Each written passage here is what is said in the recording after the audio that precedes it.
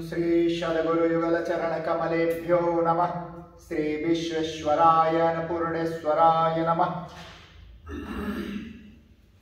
ओम गुरुर्ब्रह्मा गुरुर्विष्णुः गुरुर्देवो महेश्वरः गुरुर्साक्षात् परब्रह्म तस्मै श्री गुरुवे नमः।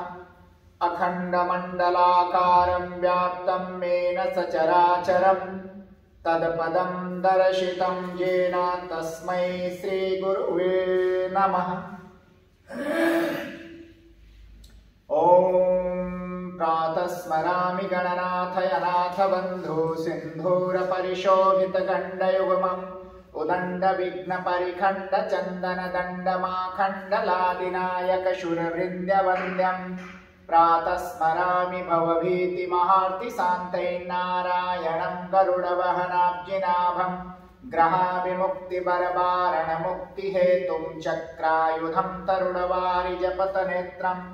प्रातः स्मरामि भवभीतिहरं सुरेशं गंगाधरं वृषभवहनाम्बिकेशं खड्वाङ्गशूलवरदाभयहस्तमीशं संसाररोगं हरमहुऔषधितियम्। प्रातः स्मरामि शरिदुन्दोग्रजुलामभाम शतरत्नमन्नवमकरकुण्डलहारभूषां दिव्यायुधरदितसुनीलसहस्रहस्तां रक्तोत्पलाभचरणां भवती परेशां।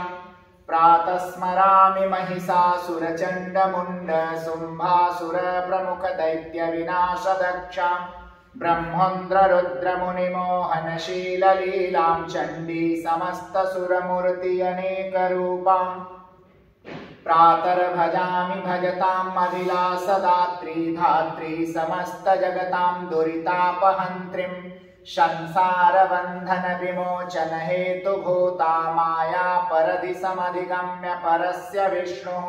प्रातः स्मरामि खलु तत्सवितुर्वरेण्यं रूपं निमण्डलमृचोषामानजोषि यस्याः किरणाः प्रभवादिहेतुः ब्रह्माहरात्मलक्षयचिन्तरूपं। ब्रह्मा मुरारिस्त्रिपुरान्तकारी भानुः शशी भूमिसुतो बुधश्च गुरुश्च शुक्रः शनिराहुकेतवः कुर्वन्तु सर्वे मम सुप्रभातम्। भृगुवशिष्ठः क्रतुअङ्गिराश्च मनुपुलस्य पुलहस्तगौतम रम्यो मरीचच्च दक्षः कुर्वन्तु सर्वे मम सुप्रभातम्। शनत्कुमारः सनकः सनन्दन सनातनोऽप्याशुरिपिङ्गलौश्च सप्तस्वरा सप्तरसातलानि कुर्वन्तु सर्वे मम सुप्रभातम्।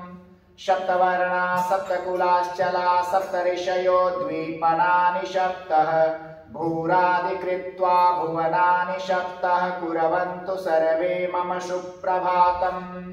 पृथिवी सगन्धा सरसस्ततापस्पर्शिवायुर्ज्वलितं च तेजः नभः सशब्दा महता सहैव कुर्वन्तु सर्वे मम सुप्रभातम्।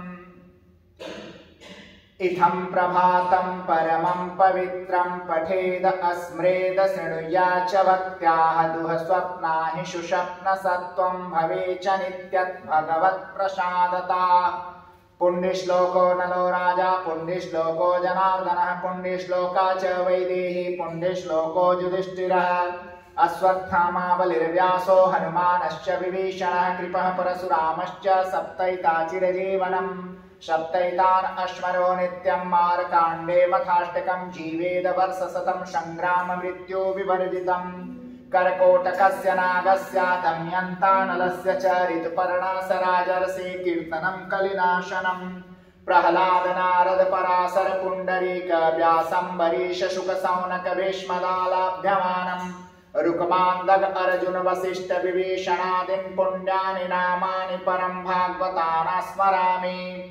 धर्मो विवर्धर युधिष्ठिरकीर्तनेन पापं प्रणश्यति विकोदर कीर्तनेन शत्रु विनश्यति धनञ्जय कीर्तनेन मातृसुतौ कथयान भवन्ति रोगाः।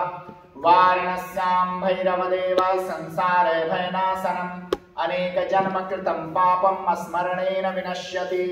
वाराणस्यां पूर्वे भागो व्यासो नारायणाय स्वयं तस्य स्मरणमात्रेण अज्ञानी ज्ञानवान् भवेत्। वाराणस्यां पश्चिमे भागे भीमचण्डी महासती तस्याः स्मरणमात्रेण सर्वदा विजयी भवेत्।